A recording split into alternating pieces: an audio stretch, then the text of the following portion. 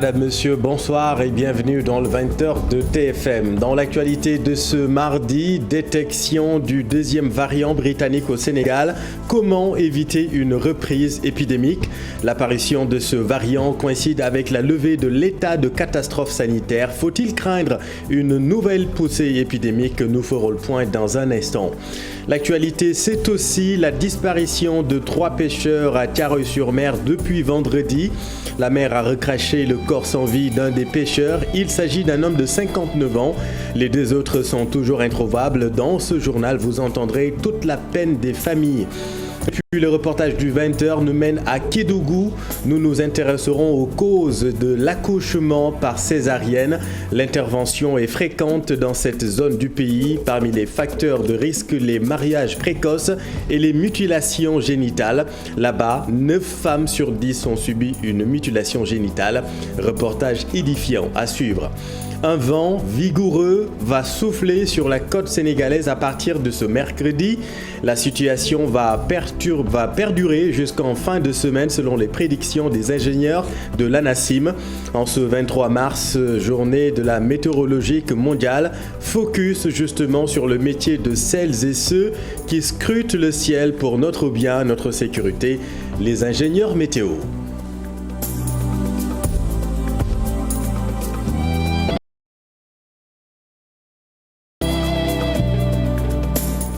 Quatre décès et 36 Covid+, sont rapportés aujourd'hui. Malgré cette tendance baissière notée depuis quelques jours, l'apparition du deuxième variant britannique au Sénégal suscite beaucoup d'inquiétudes. Comment éviter une reprise épidémique plus dévastatrice? Élément de réponse, Pape Faraning, Abdoulaye Diallo. Des centaines de personnes rassemblées dans un stade sans respect des mesures barrières, des tournées de courtoisie avec de fortes délégations. Tout cela au moment où le coronavirus continue de se propager avec son lot de morts. Les politiques ont repris leurs activités. Si on voit maintenant des personnes qui se regroupent, qui non seulement ne mettent pas de masque, sont très proches, sont en contact permanent. Donc on ne sait pas qui est malade, qui n'est pas malade, parce que le virus circule quand même partout. Et les gens ne sont pas protégés aussi par une vaccination. Donc ce qui fait qu'il y a forcément une inquiétude. Cette situation que nous avons observée ces derniers temps nous inquiète au plus haut point. C'est que la mesure d'état d'urgence sanitaire étant levée, on a comme l'impression que les populations se sont dit « ouf, la Covid-19 est désormais derrière nous, nous pouvons tout reprendre à zéro ».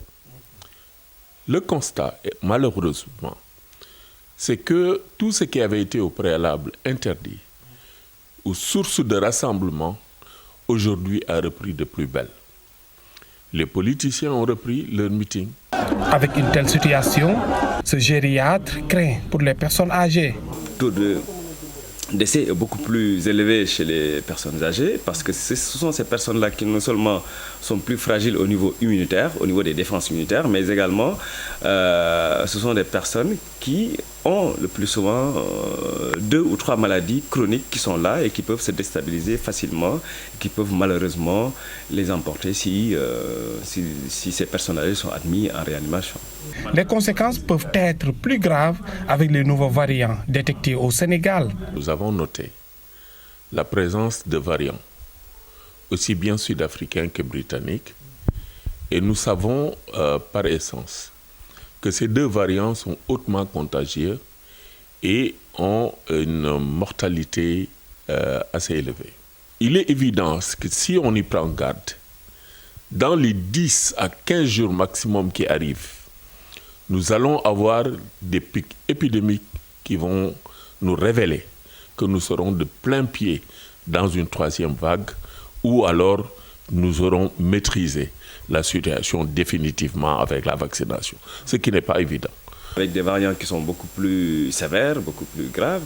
Donc nous voyons aussi, nous on le voit au quotidien, des patients qui sont dans des situations beaucoup plus graves que lors de la première vague. Donc ça fait quand même peur. Pour éviter une 3e vague, malgré la campagne de vaccination, Les spécialistes de santé insistent sur le respect strict des mesures barrières et de surseoir toute forme de rassemblement. Merci Pafara, et un mot sur la campagne de vaccination. Le directeur général de la police nationale exhorte les agents à se faire vacciner. La vaccination est obligatoire donc pour tous les agents de police. Ousmane Sy, le directeur général de la police, a montré l'exemple ce mardi au centre médico-social du camp Abdou Djassé où il a pris sa première dose.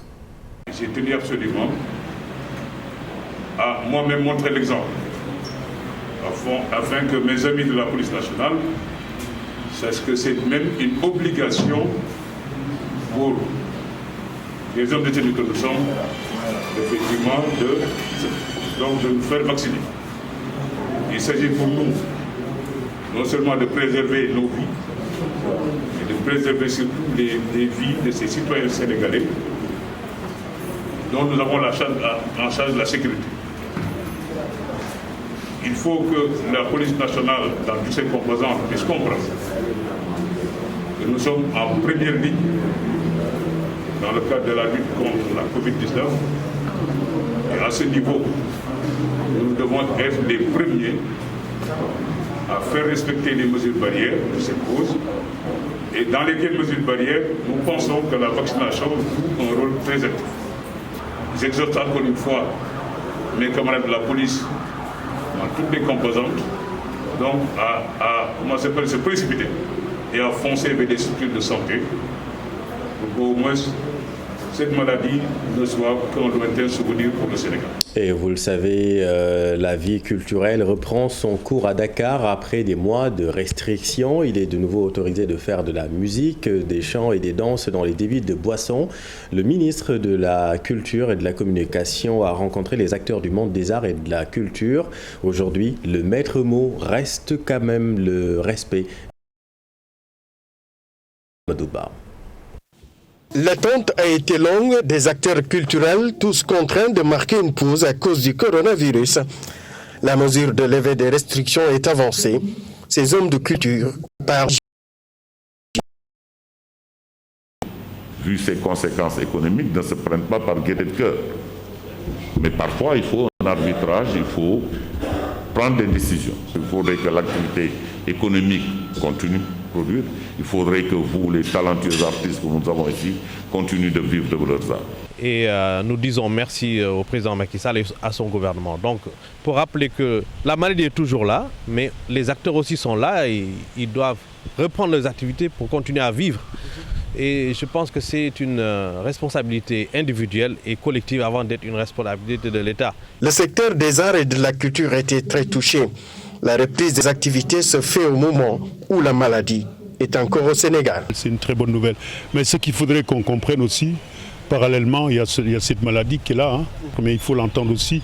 Et surtout, quand on a un âge pareil, il faut qu'on se rende compte que ces jeunes aussi, aujourd'hui, qui se rendent compte qu'on nous libère un peu, on libère les espaces, on fait les choses, mais la maladie est là. Donc... Vraiment faire ce qu'il faut, gagner vraiment la confiance du public, qui doit décider s'il doit reprendre ses activités et revenir dans les salles de spectacle. Les seules mesures avec le début des vaccinations, c'est l'autoprotection. Protéger soi-même, se protéger soi-même. Je vois que ici, la quasi-totalité, excepté 2 ou 3, tout le monde a ses dents. Après l'appui de l'État du Sénégal pour aider les acteurs culturels à mieux supporter l'impact négatif du coronavirus, les activités peuvent reprendre avec le respect strict des gestes barrières. Merci Ibou. Intéressons-nous maintenant à cette pratique médicale courante à Kédougou, la césarienne. 30 interventions en moyenne par mois, causées le plus souvent par une prééclampsie sévère selon les médecins. Cette situation est favorisée, hélas, par les mariages précoces et les mutilations génitales féminines dans cette zone du pays. 9 femmes sur 10 ont subi une mutilation génitale féminine. Bon, et tout cela avec Ibrahima Djebaraté. En cette période de chaleur, les complications liées aux grossesses ne cessent d'augmenter. L'hématome hydroplacentaire, la prééclampsie sévère sont autant de complications qui nécessitent des interventions chirurgicales. Ce sont des complications liées à la grossesse. Et donc ces complications, si on n'en prend pas garde rapidement, donc souvent par une césarienne, donc dans ces cas, on peut perdre le bébé et encore la mère. La fréquence des rapports sexuels et les mariages précoces sont autant de facteurs qui expliquent de telles situations. Il y a la précocité des mariages. Les premières grossesses, c'est vraiment souvent très précoce ici. C'est des enfants presque de 14 ans à 15 ans. Ça, c'est un facteur très important. Aussi, c'est des femmes souvent qui n'ont pas de mari, donc célibataires. Ça aussi, c'en est un facteur. Et il y en a beaucoup aussi par ici.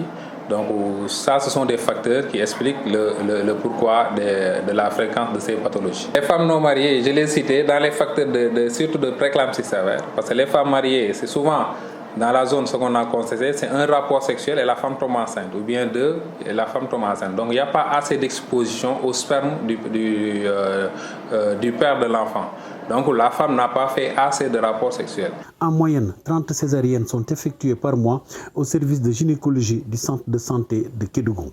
Les mutilations génitales type 3 surtout, donc il y en a beaucoup dans les zones et c'est très fréquent. Si je pourrais parler en moyenne, je dirais 9 femmes sur 10 à Kédougou ont génitale féminine, que ce soit le type 1, 2 ou 3, et même des fois type 4. Donc, et dans ces cas, ça aussi, ça influe beaucoup sur la parturition, sur les accouchements des femmes.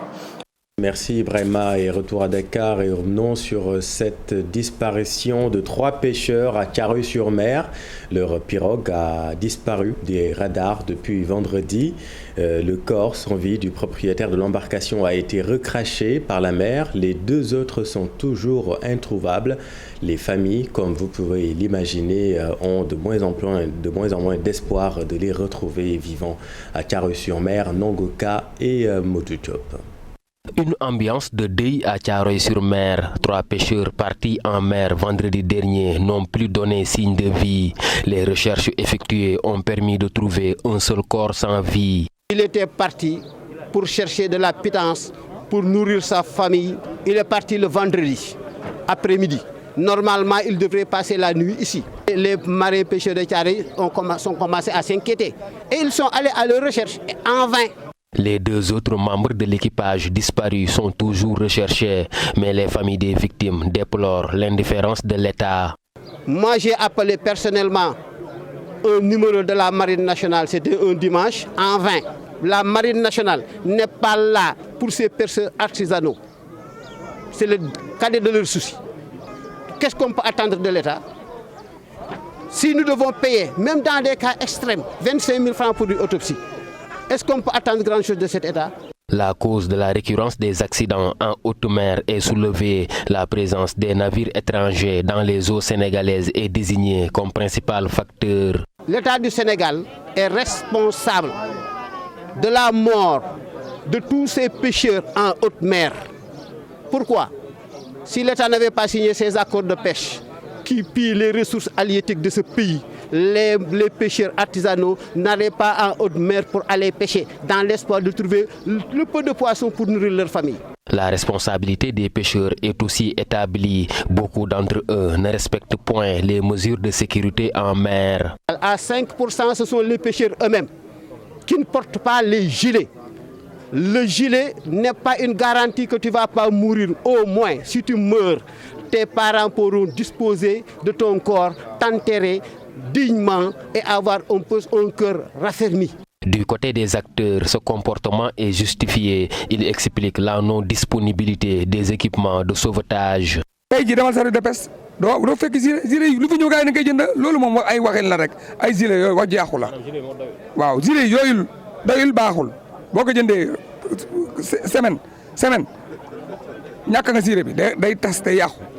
L'ancien village Lébou ne cesse d'enregistrer des morts en mer. L'année dernière, 6 pêcheurs portés disparus ne sont toujours pas rentrés. Merci Nongo. À Diourbel, le gouverneur de région invite les collectivités territoriales à inscrire dans leur budget une ligne pour l'enrôlement des familles vulnérables dans les mutuelles de santé. Ce pour booster le nombre de bénéficiaires dans la région. Gorgui Mbaye, gouverneur de la région de Diourbel, qui présidait l'Assemblée générale des mutuelles de santé du Sénégal, est interrogé ici par Babacar Diouf. Donc nous, notre système qui est basé sur la mutualité, c'est un système qui est basé sur la solidarité, mais avec un complément effectif de l'État pour le GAP, qui permet aux populations de se soigner à moins de coûts. Donc les collectivités qui ont aussi un rôle d'assister les populations, de les aider, doivent aussi enrôler le plus grand nombre de ménages qui n'ont pas la possibilité de le faire elles-mêmes. N'est-ce pas, eux-mêmes. Donc il faut donc une assistance aux côtés des populations.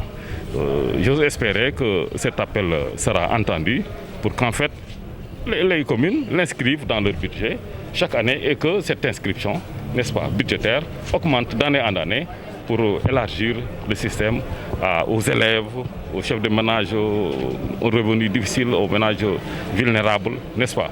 Et il y va simplement aussi de la gestion efficace du capital humain, de l'assistance des populations, puisque quand les populations sont en bonne santé, mais il ne peut que participer activement au processus de développement économique et social de nos contrées, de nos régions, de nos communes, de nos collectivités. Pèlerinage à la Mecque, le président de l'Ebougui Voyage dénonce la pratique de certains voyagistes privés qui collectent l'argent des candidats au pèlerinage, alors que selon lui, l'Arabie Saoudite n'a encore pris aucune décision officielle sur la tenue de ce pilier de l'islam. Palaming attire l'attention donc des autorités. Il était l'invité de la matinale de TFM.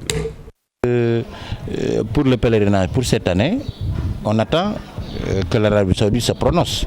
Mais jusqu'à maintenant, l'Arabie Saoudite n'a pas encore prononcé. Et donc, nous, on n'a aucune information. Et aujourd'hui, il n'y a pas de quota.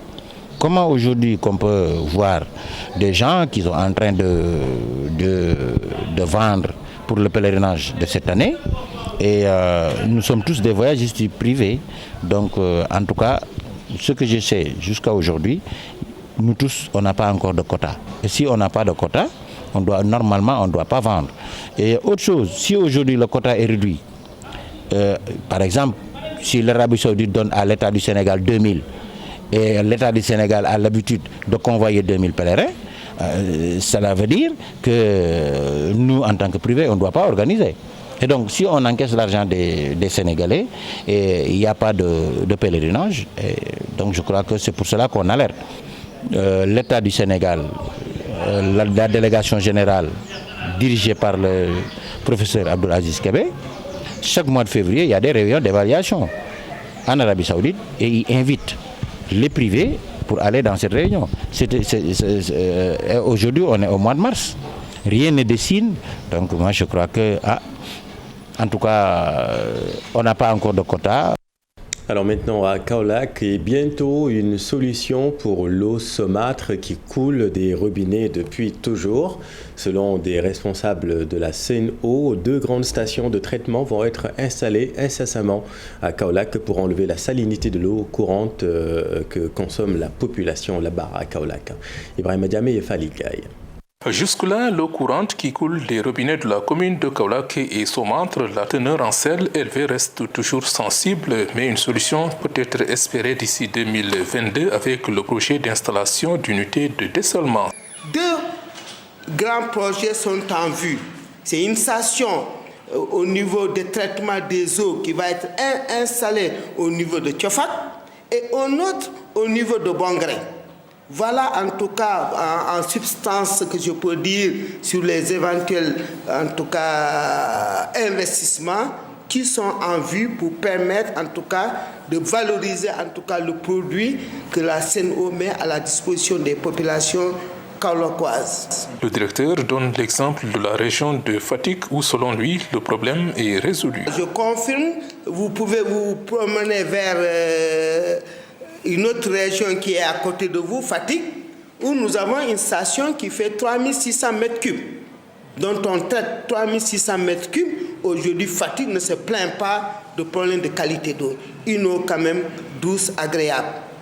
En tout cas, je souhaite que Kaolack puisse vraiment voir l'édification de ces ouvrages qui vont fortement améliorer la qualité de l'eau.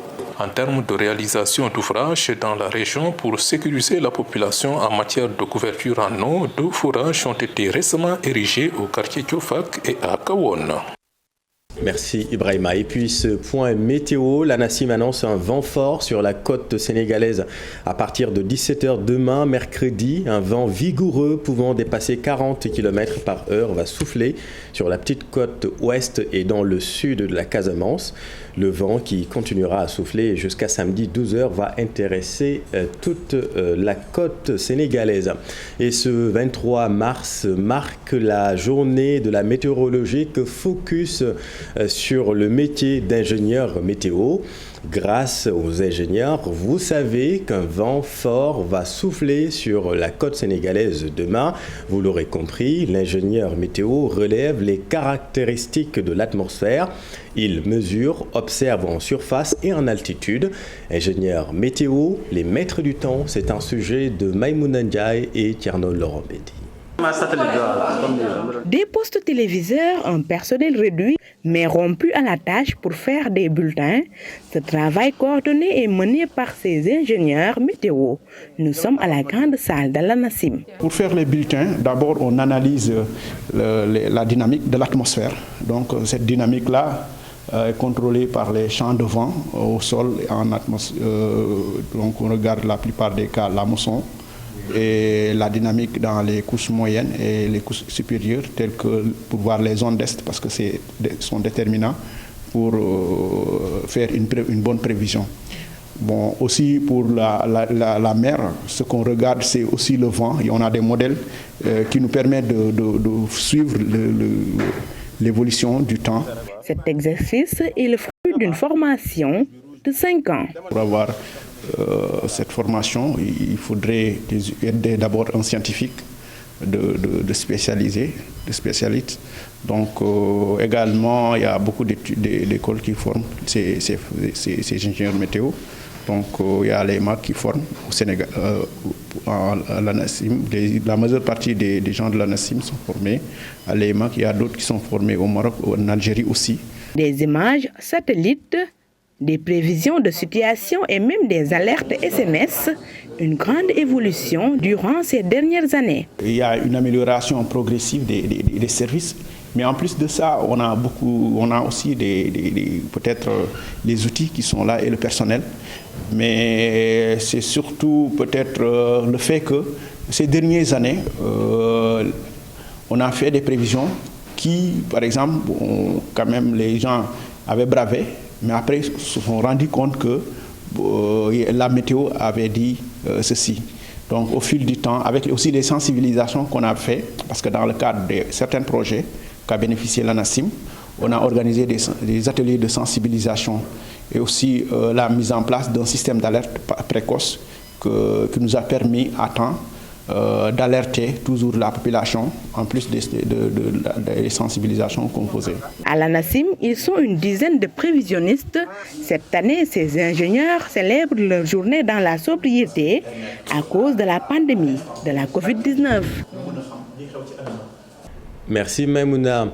Parlons de toute autre chose, urbanisme et construction. L'État va aller vers de nouveaux codes après ceux votés entre 2008 et 2009.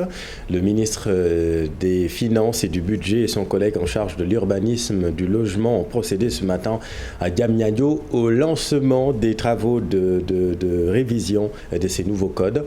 Explication Ousseinou Cham.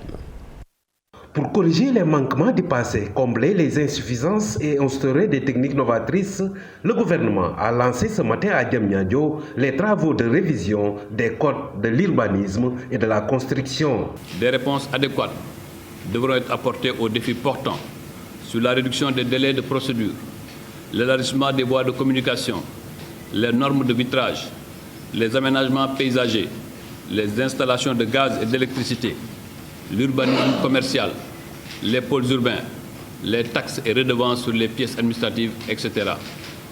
Sur tous ces aspects et bien d'autres encore, il nous faudra mettre en place de nouvelles règles et techniques d'organisation et d'aménagement spécial. S'agissant du code de la construction, il est nécessaire de prendre en charge les impératifs de sécurité, de qualité et de durabilité des bâtiments, de mieux organiser le secteur et ses acteurs en veillant à une répartition cohérente des rôles et des responsabilités. Des travaux que l'État veut inclusifs et participatifs pour prendre en compte les préoccupations de tous les acteurs. La gestion du foncier implique entre autres acteurs les services de l'urbanisme, les services du cadastre et les services des domaines, mais aussi celles des collectivités territoriales. C'est pourquoi toute mise en œuvre d'une politique foncière requiert nécessairement une approche holistique. Votre démarche traduit pleinement cette vision et nous permettra très certainement d'éviter les conséquences des erreurs du passé dans le secteur de l'urbanisme, de l'habitat et de la construction. Pour le comité technique institué à cet effet, il veut arriver dans les meilleurs délais à la production de codes pertinents et consensuels. Et puis toujours dans l'actualité, des bijoutiers s'insurgent contre la gouvernance des ressources naturelles. Selon eux, le gouvernement n'a pas respecté ses engagements en fixant une TVA sur le prix de l'or de l'ordre de 18%. Ce système de taxation serait défavorable aux bijoutiers du Sénégal. Fatoumata Kanté et Diafarapa. L'or est rare au Sénégal, introuvable si l'on peut dire. Pourtant, les bijoutiers rappellent les propos du chef de l'État qui devait normalement leur permettre de détenir de l'or sans souci. Le président nous avait promis en 2013, il a dit dans son discours à la nation, toute société minière qui exploite de l'or doit réserver un quota aux bijoutiers. Les sociétés minières sont d'accord, il n'y a pas de problème, on a discuté avec eux. De l'or qu'on va acheter. On ne demande pas de l'or gratuitement. C'est taquiner, c'est l'esprit, de l'intelligence des bijoutiers, en disant que les bijoutiers veulent de l'or comme ça. Non, non, on ne demande rien. C'est-à-dire que nous, on achète. Malheureusement, une TVA de 18% imposée par le gouvernement rend l'or cher et hors de portée des bijoutiers. Un prix international. Donc, si on met 18% de taxes, mais on n'est pas compétitif. Le comptoir d'achat mis en place par ces derniers n'a reçu à ce jour aucun gramme d'or. Les machines que vous voyez ici, c'est des machines qui coûtent excessivement cher. Donc, nous avons l'équipement. Donc, ce qu'il nous faut, c'est de l'or et de l'argent pour pouvoir travailler. Une situation qui a fini par engendrer des conséquences désastreuses dans le secteur de la bijouterie. Extrait. On désertait les ateliers. Donc, c'est-à-dire que tu rentres dans une bijouterie, là où tu trouvais avant plus de 20 personnes, en ce moment tu trouves que une à deux personnes. Tout ça, c'est le problème d'approvisionnement. Donc, il faut que l'État du Sénégal nous aide à régler ce problème d'art. Les bijoutiers, très en colère contre l'État, n'excluent pas de descendre dans la rue dans les prochains jours pour se faire entendre. Bientôt, et la colère gronde également chez les artisans à Guédiawaye. Ils se disent impactés par les travaux du BRT. Sur 1000 artisans, 20 seulement auraient bénéficié d'un soutien de l'État. En conférence de presse, ils interpellent les autorités Ndongo-Sey et leur porte-parole avec notre équipe dans la banlieue de Dakar. Le but de ce point de presse est tout juste un rappel à l'autorité du Sénégal, M. Macky Sall, qui nous avait promis qu'il allait faire une aide par rapport aux artisans. Il a fait ce qu'il avait dit, mais malheureusement, ce village comporte plus de 440 cases et plus de 1200 personnes, dont moins de 20 personnes ont reçu. Donc nous interpellons le ministre de l'Artisanat pour qu'il prête beaucoup plus attention à nous les artisans, parce qu'on est un secteur qui détient la majeure partie de l'économie du Sénégal. Donc nous demandons à M. le Président de la République de bien veiller à nous les artisans de Guédiawaye. On est handicapé par le BRT, les travaux du BRT. On n'arrive plus à avoir de touristes et ça fait très longtemps que nous souffrons. C'est tous des gens qui payent le loyer, qui payent l'eau, l'électricité. Depuis très longtemps, il y en a qui ont quitté leur maison, il y en a à qui les enfants ne vont plus à l'école parce qu'ils ne peuvent plus payer la scolarité de leurs enfants. Depuis la Covid-19, il n'y a plus de travail, il n'y a plus de tourisme, il n'y a plus rien. On souffre énormément. Nous souffrons. Et puis nous l'évoquions hier, le groupe de réflexion Freedom House pointe un recul démocratique au Sénégal. Notre pays figure dans le lot des pays partiellement libres. Pour Maître Amadou Ali Kane, cette mauvaise notation peut s'expliquer par la restriction de certaines libertés. Le voici avec Pape Faraning. Ce jugement vient nous rappeler qu'on n'est pas seul dans le monde. Comme on dit, charbonnier n'est pas maître chez soi, n'est plus maître chez soi. En d'autres termes, personne n'est plus maître dans sa maison. Il y a d'autres aussi qui apprécient ce que vous faites et qui portent des jugements. J'estime qu'il y a recul lorsqu'il y a des atteintes à la liberté d'expression dans un pays. Parce qu'il faut savoir qu'il ne peut pas y avoir de démocratie sans liberté d'expression. Aujourd'hui, on restreint la possibilité de se porter candidat en instituant ou en instaurant ce qu'on appelle le parrainage. Et le parrainage, tel qu'il se passe aujourd'hui, est problématique. L'autre chose aussi qu'on peut déplorer, c'est le non-respect du calendrier républicain. Dans un pays, il faut qu'il y ait un calendrier républicain. Les gens sont élus pour des termes précis. Le mandat présidentiel, il est de 5 ans. Les députés, c'est 5 ans. Les autres mandats aussi, c'est 5 ans. Donc, il faut que, à chaque fois que le terme arrive, qu'on puisse organiser les élections pour renouveler. Fenêtre sur le monde, dans l'actualité internationale, les résultats provisoires de la présidentielle de dimanche dernier au Congo-Brazzaville avec la victoire du président sortant Denis Sassou Nguesso dès le premier tour. Le bilan des attaques de lundi qui s'est alourdi au Niger, plus de 100 morts. Et puis la tension qui s'installe entre la Chine et les pays occidentaux qui reprochent à Pékin son traitement de sa minorité ouïghour. Voyons tout cela avec Daniel Diouf. Le président sortant du Congo-Brazzaville, Denis Sassou Nguesso, a été réélu avec 88% des voix pour un mandat de 5 ans, selon les résultats provisoires officiels de la commission électorale annoncés par le ministre de l'Intérieur. À 77 ans, dont 37 cumulés à la tête du pays, il obtient plus de 700 000 voix supplémentaires par rapport à 2016, où il avait obtenu 60%. Parmi les 6 autres candidats en liste, c'est Guy Brice Parfait Kolela, décédé dimanche de la Covid-19, qui est crédité de 7%. La participation officielle est de 67%. Les opposants ont déjà annoncé qu'ils déposeraient des recours. Le bilan s'alourdit au Niger. Lundi soir, le gouvernement a annoncé que les attaques de dimanche contre les villages et les campements de la région de Taoua, proche du Mali, ont entraîné la mort de 137 personnes. Un deuil national de 3 jours a été décrété à partir de ce mardi. Les assaillants sont arrivés à moto et ont ouvert le feu directement sur les villageois. Des témoins affirment aussi que du bétail a été volé.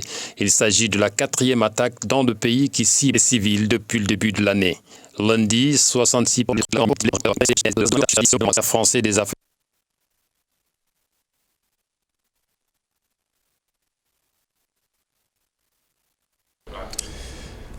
Merci Daniel. Dans l'actualité sportive, Congo Football, Congo-Sénégal, match comptant pour la 5e journée des qualifications à la CAN 2022. Les Lions au complet sont à Brazzaville.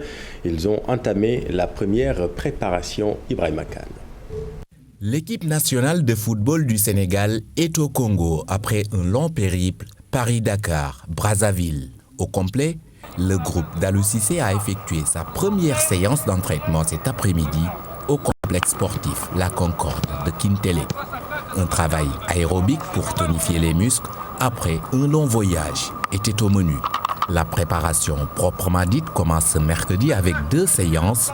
Objectif, peaufiner les stratégies jusqu'au vendredi, jour du match face au Congo, au stade Massemba Deba de Brazzaville. Une sélection congolaise qui a battu le rappel des troupes, 30 Diables Rouges sélectionnés avec le retour du milieu de terrain Delvin Dinga et un nouveau sélectionneur intérimaire après le limogeage du Brésilien Valdo. Et restons avec les Lions. Ibrahima Abdoulahat Diallo, une des bonnes surprises de la liste des Lions pour les 5e et 6e journées des éliminatoires de la CAN 2022. Un défenseur gaucher polyvalent, sociétaire du Paris Saint-Germain en France, son portrait avec Cher Salibou Diarra. Il est un renfort de premier choix pour l'équipe nationale de football du Sénégal. Très probablement le futur ou un des futurs patrons de la défense des Lions. Abdoulaye Diallo, pour le nommer, est un talentueux défenseur à la grande expérience. 130 matchs au très haut niveau, malgré son relatif jeune âge. À 24 ans seulement, le binational franco-sénégalais, au déjà beau parcours, bénéficie d'une solide réputation dans le football européen. Abdou Diallo, un gaucher à la technique sûre avec le ballon, a été formé à Monaco où il débute sa carrière professionnelle en 2015. Puis le défenseur central d'1,83 m pour 72 kg fait des passages à Zulte Waregem en Belgique et Mayence en Allemagne. Il tape dans l'œil de Borussia Dortmund. En une saison 2018-2019, sous le maillot jaune et noir, l'élégant footballeur avec une bonne relance du pied gauche démontre tout son talent et attire la convoitise de tous les grands clubs européens. Le Paris Saint-Germain remporte la mise et rapatrie Abdou Diallo, international français confirmé dans toutes les catégories, 53 sélections, sauf en senior. Au Paris Saint-Germain, après une première saison pas très aboutie, le polyvalent qui peut jouer arrière central ou latéral gauche monte en puissance en cette année 2021. Sa prestation en huitième de finale retour de la Ligue des Champions face au Barça de Lionel Messi était remarquable. L'ancien capitaine des espoirs français rejoint la tanière des Lions en très grande forme. Abdoulaye Diallo, qui va faire ses débuts avec le maillot du Sénégal, soit face au Congo ou contre Eswatini à Thiès, est un candidat sérieux à un tandem avec Kalidou Koulibaly dans la charnière centrale. Pour peut-être de nombreuses années triomphantes, elles donneront sûrement des idées à son jeune frère et milieu de terrain défensif de Southampton, Ibrahima Diallo, une des révélations de cette saison en Premier League. Merci cher, c'est la fin de cette édition. Merci de votre attention. L'info continue dans Soir d'Info.